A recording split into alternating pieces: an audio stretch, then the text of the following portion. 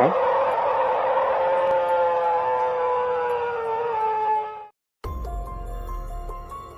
As noites de lua cheia trouxeram outro detalhe inquietante. Alguns moradores relataram ouvir uivos distantes, longos e carregados de uma nota profunda que gelava o sangue. No início pensaram ser apenas lobos, mas logo perceberam que eram diferentes. Havia algo quase humano naqueles sons, algo que não podia ser facilmente ignorado. Miguel, ainda tentando entender os estranhos eventos, ouvia os adultos discutindo. Enquanto alguns riam da ideia de um lobisomem, outros falavam com seriedade sobre antigas histórias de terror, de criaturas que eram metade homem, metade besta. O medo começou a se transformar em paranoia, e os fazendeiros mais supersticiosos reforçaram ainda mais suas propriedades com cercas, armadilhas e armas. Embora ninguém pudesse provar que era um lobisomem, o padrão das luas e a ferocidade dos desaparecimentos nas noites cheias alimentavam cada vez mais a suspeita. E enquanto o vilarejo ficava à beira de uma histeria coletiva, Miguel observava tudo, tentando encontrar sentido naquele caos crescente, sem imaginar que a resposta para todas aquelas perguntas estava mais próxima e mais mortal do que ele poderia prever. Naquela noite, um grupo de 14 homens corajosos decidiu organizar uma caçada. Entre eles estava o pai de Miguel, determinado a acabar com o mistério que aterrorizava a todos. Armados com espingardas e facões, eles planejavam partir às 10 da noite para a floresta, onde acreditavam que o responsável por todas aquelas tragédias se escondia. Às 9h30, pouco antes de sair, o pai de Miguel foi até ele. Ele parecia sério, mas tentava esconder o medo por trás de palavras firmes. Miguel, ouça bem. Se algo acontecer comigo, você será o homem da casa. Cuide de sua mãe, como eu faria. Prometa que será forte. Miguel, ainda tão jovem, engoliu o nó na garganta e prometeu, sem imaginar que essa poderia ser a última vez que veria seu pai. O relógio marcou 10 horas e o grupo partiu para a escuridão da floresta. A princípio, o silêncio reinava, interrompido apenas pelo som das botas esmagando folhas secas e pelos murmúrios de planos e estratégias. Mas, por volta da meia-noite, tudo mudou. Os homens foram atacados.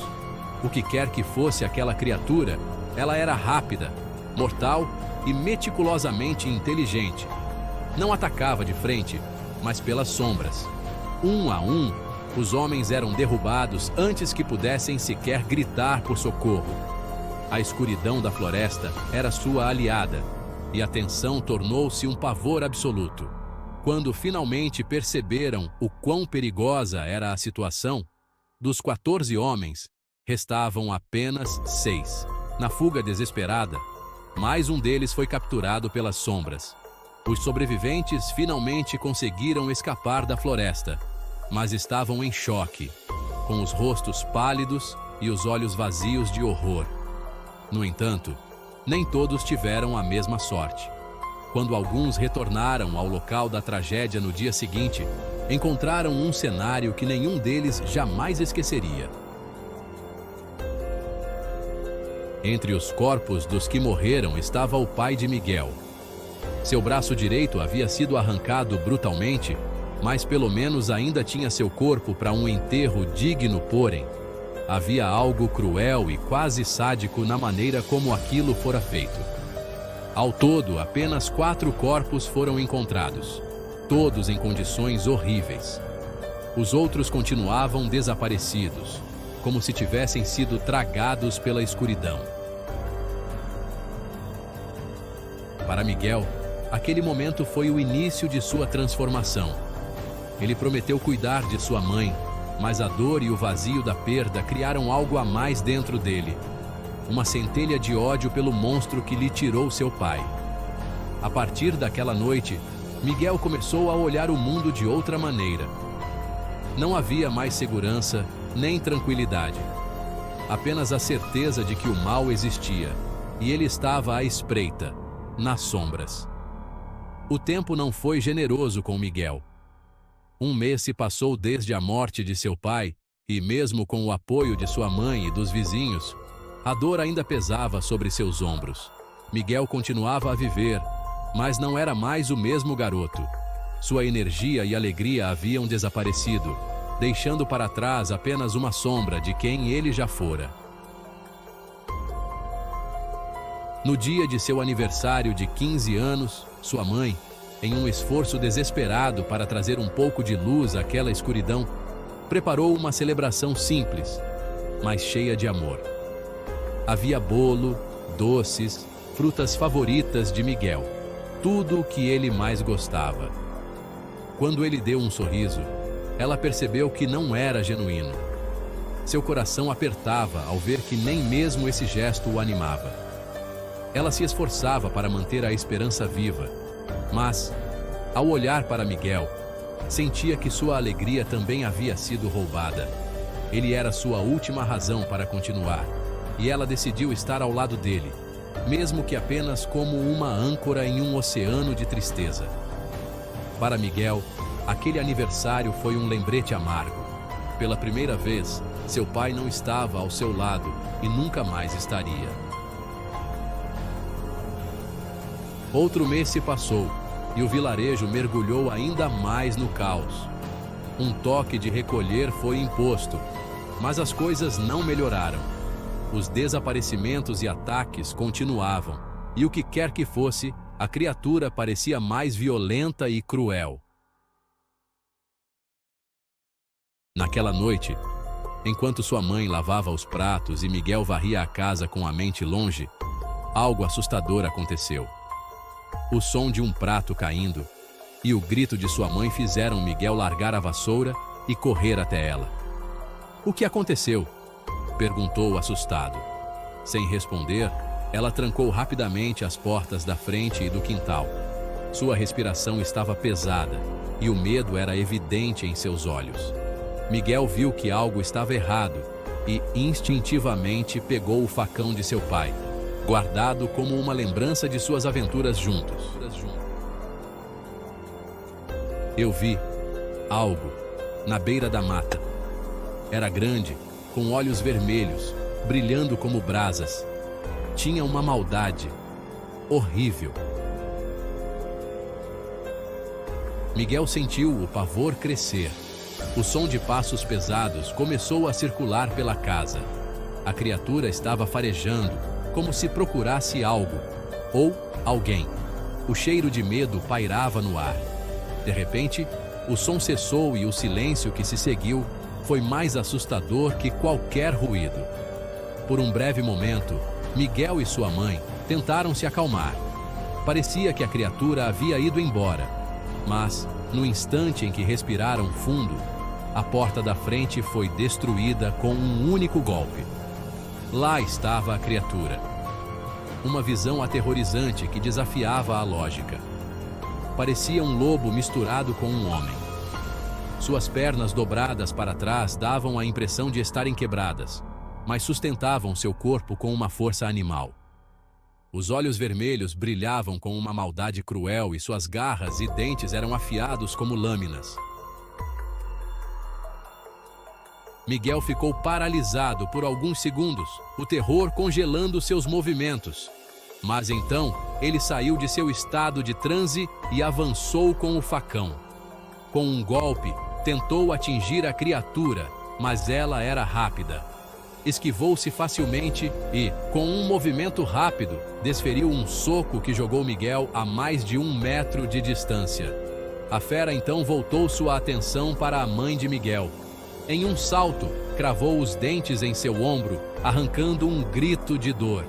Vendo a cena, Miguel se levantou, ignorando a dor, e correu em direção à criatura, desferindo um soco em suas costas. O impacto fez a fera soltar sua mãe e se virar para o garoto.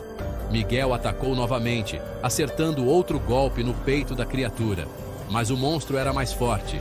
Ele agarrou Miguel pelo pescoço com uma das mãos, levantando-o do chão. Com a outra, fez um pequeno corte no olho direito de Miguel, como se estivesse marcando-o. A dor era insuportável e o sangue escorria pelo rosto do garoto. Os olhos da criatura eram cheios de malícia e crueldade, como se estivesse se divertindo com o sofrimento de Miguel. Com um movimento bruto, jogou o garoto contra o armário de pratos que caiu em cima dele. A fera então desapareceu na noite, deixando para trás destruição, dor e uma mãe ferida. Miguel perdeu a consciência, mas a imagem daqueles olhos vermelhos e aquele sorriso monstruoso ficaria gravada para sempre em sua mente. Miguel acordou com a respiração ofegante, o coração ainda batendo descompassado. O pesadelo que o havia acordado era mais real do que qualquer coisa que ele já tivesse experimentado. Ele estava em um hospital. A sensação de dor no corpo era leve, mas presente. Seu corpo parecia cansado, suas articulações pesadas. O cheiro do hospital, o som de monitores e o leve zumbido na sala o faziam sentir-se perdido, como se estivesse fora de seu próprio corpo. Uma enfermeira entrou no quarto e, ao vê-lo acordado, imediatamente saiu para chamar o médico. Miguel ainda estava atordoado, seus sentidos retornando lentamente, como se estivesse emergindo de um estado profundo e perturbador. Quando o médico entrou, ele fez uma pergunta simples, mas cheia de intenção. "Como você está se sentindo?" Miguel, com a voz rouca, mal conseguiu responder de imediato. Seus pensamentos estavam confusos, como se algo ainda estivesse lhe faltando.